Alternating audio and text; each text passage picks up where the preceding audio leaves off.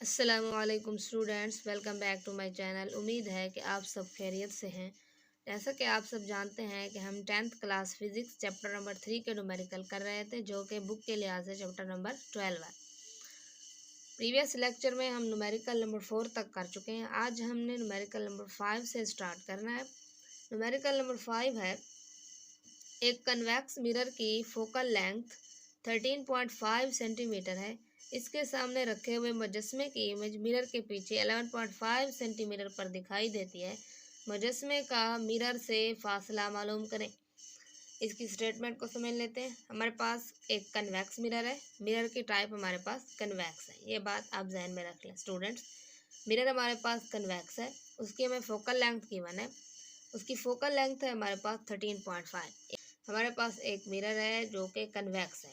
ये बात आप जहन में रख लें स्टूडेंट्स। मिरर हमारे पास कन्वेक्स है, कन्वेक्स मिरर है, उसकी फोकल लेंथ हमें गिवन है 13.5 फोकल लेंथ है। उसके सामने रखे हुए मुजस्मे की इमेज मिरर के पीछे 11.5 सेंटीमीटर पर दिखाई दे। उसके सामने कोई जिस्म है, कोई ऑब्जेक्ट है, कोई मुजस्मा है, उसकी जो इमेज बनती है वो हमारे पास 11.5 सेंटीमीटर पर बनती है मिरर के पीछे। जब भी मिरर के पीछे की बात आए तो इट मीन क्यू की वैल्यू क्या होगी हमारे पास नेगेटिव। ये हमें क्यू गिवन है, distance of image from mirror given है। ये हमारे पास है 11.5 और इसकी वैल्यू जो होगी वो नेगेटिव होगी। नेगेटिव क्यों होगी? बिकॉज ये जो इमेज है ये मिरर के पीछे बन रहा है। जब भी मिरर के पीछे की बात आएगी तब हमारे पास क्यू की वैल्यू नेगेटिव है। मुजस्मे का मिरर से फासला मालूम करें। हमने उसी मुजस्मे का मिरर से फासला मालूम करना। It mean distance of object from mirror हमने फाइंड आउट करना है। मुजस्मा कोई ऑब्जेक्ट है हमारे पास, उसका हमने डिस्टेंस मालूम करना है। Distance of object from mirror को हमने पी से रिप्रेजेंट किया है। फार्मूला हम जानते हैं फोकल लेंथ का 1/f equal to 1/p plus 1/q। 1/f equal to 1/p plus 1/q। इसी फार्मूले को हम रीअरेंज कर लेंगे बिकॉज हमने p फाइंड आउट करना है। तो ये q को दूसरी साइड पे ले जाएंगे। 1 डिवाइडेड बाई 13.5 जब करते हैं तो ये आता है हमारे पास 0.07407। और जब 1 डिवाइडेड बाई 11.5 करते हैं तब आता है हमारे पास 0.086।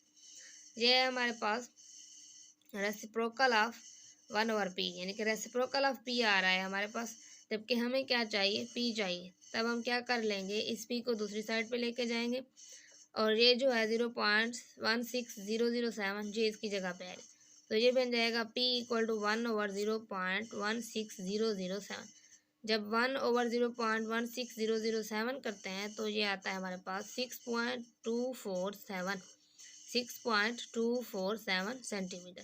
ये है हमारे पास distance of object from mirror. ये था 5 न्यूमेरिकल। नेक्स्ट न्यूमेरिकल नंबर 6, ये बन जाएगा 1/f minus 1/q equal to 1/p। इसे यूँ भी लिख सकते हैं 1/p equal to 1/f minus 1/q। Values put कर देते हैं। फोकल लेंथ हमारे पास 13.5 है, क्यू हमारे पास 11.5 है। माइनस का ये माइनस माइनस प्लस हो जाएगा, ये हमारे पास यहाँ पे प्लस आ जाएगा। 12.6 न्यूमेरिकल है, एक कनकेव मिरर जिसकी फोकल लेंथ 8.7 सेंटीमीटर है से एक इमेज हासिल होती है। जिस्म की ऊंचाई 13.2 सेंटीमीटर है और ये मिरर से 19.3 सेंटीमीटर के फासला पर है। इसकी स्टेटमेंट को समझ लेते हैं। मिरर हमारे पास कनकेव है, उसकी फोकल लेंथ f हमें गिवन है 8.7 सेंटीमीटर फोकल लेंथ। एक इमेज हासिल होती है, जिस्म की ऊंचाई 13.2 सेंटीमीटर। जिस्म की ऊंचाई हमें गिवन है।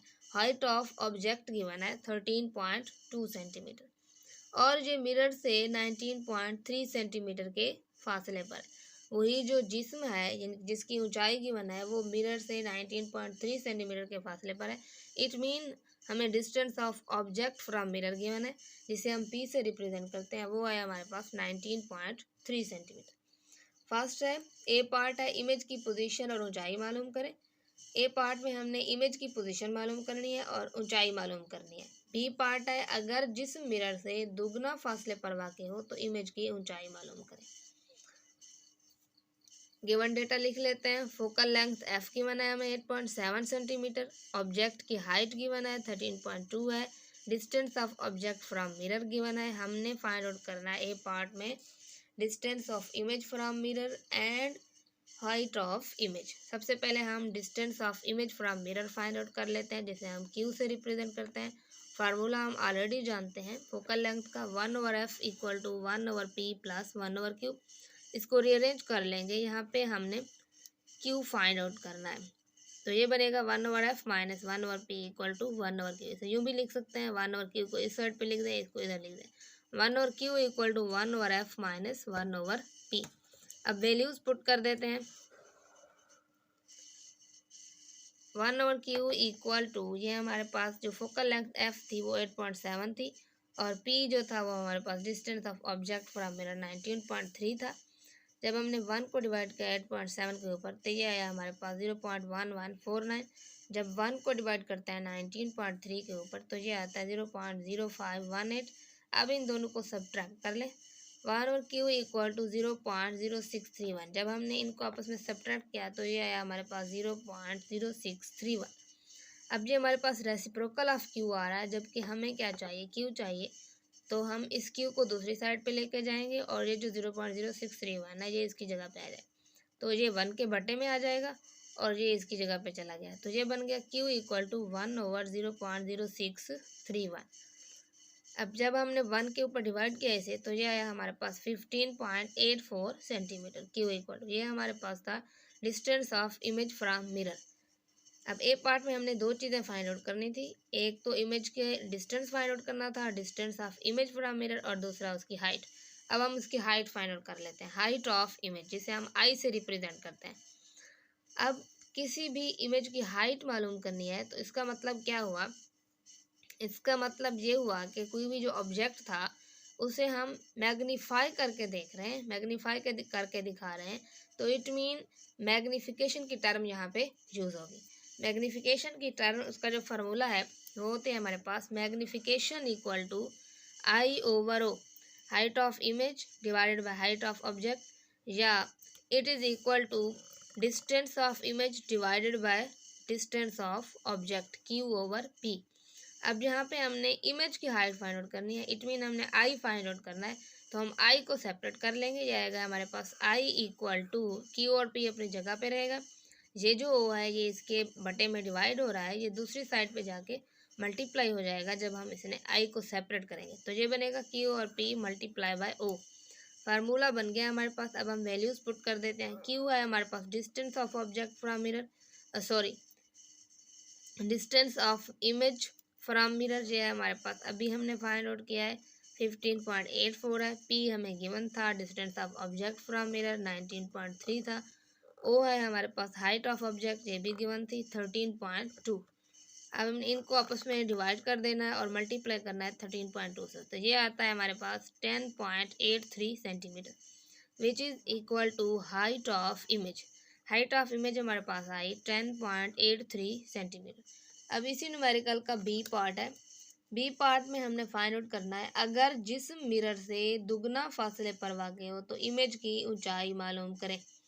वही जो जिस्म जिसका डिस्टेंस हमें गिवन था उसको हमने दुगना फासले पर रखना है मिरर से, फिर हमने इमेज की ऊंचाई फाइंड आउट करनी। अब हमने डिस्टेंस ऑफ ऑब्जेक्ट जो था पी था उसे दुगना फासले पर रखना है मिरर से। इट मीन के अब हम इसे पी को, पहले हमने distance of object from mirror को पी से रिप्रेजेंट किया था, अब हम इसे पी प्राइम से ज़ाहिर कर लेंगे। P prime equal to 2p, यानी कि उसका जो असल फासला था पहले वाला था उससे दुगना लेना है। अब न्यू जो फासला लेना है ऑब्जेक्ट का, जो हमने लेना है उसे दुगना लेना है। P prime equal to 2p, तो 2 मल्टीप्लाई बाय पहले जो हमें गिवन था distance of object from mirror 19.3 था। जब हमने इसे मल्टीप्लाई किया तो यह आया हमारे पास P prime equal to 38.6 centimetre. ये हमारे पास न्यू डिस्टेंस आ गया, distance of object from mirror. जब हमने दुगना फासले पर हो तो हमने इसी को लेकर क्या फाइंड आउट करना है, इमेज की ऊंचाई। अगर जिस्म मिरर से दुगना फासले पर वाक़ हो तो इमेज की ऊंचाई मालूम करनी थी, इसी को यूज़ करते हुए ये हमारे पास आ गया पी प्राइम 38.6 सेंटीमीटर। इसी को यूज़ करते हुए अब हम इमेज की ऊंचाई फाइंड आउट करेंगे। वही मैग्नीफिकेशन की टर्म हम यूज़ करेंगे, I/O इक्वल टू Q/P। आई हमने फाइंड आउट करना है। अब हम इस आई को आई प्राइम का नाम देंगे, बिकॉज पीछे हम I find, distance of object को हमने पी प्राइम से डिनोट किया है दुगना फासले पर। अब हम आई को भी आई प्राइम से रिप्रेजेंट करेंगे। I prime equal to Q over P prime multiply by O, इसका फार्मूला बना लिया हमने। वैल्यूज पुट कर देते हैं। क्यू है हमारे पास 15.84 डिवाइडेड बाय पी प्राइम, अभी मैंने निकाला है 38.6 है। Distance of object from mirror 13.2 है। इनको आपस में जब हमने मल्टीप्लाई डिवाइड किया, फिर 13.2 से मल्टीप्लाई किया, तो ये आया हमारे पास 5 सेंटीमीटर।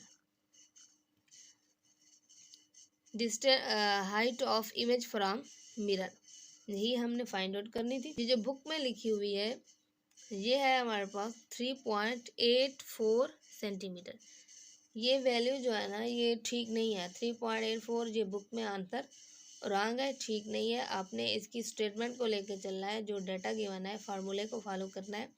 तो ये आंसर आता है हमारे पास 5 सेंटीमीटर। बुक में आंसर गलत है। उम्मीद है कि आपको आज का ये लेक्चर अच्छे से समझ आया होगा। मिलते हैं इंशाल्लाह नेक्स्ट वीडियो में।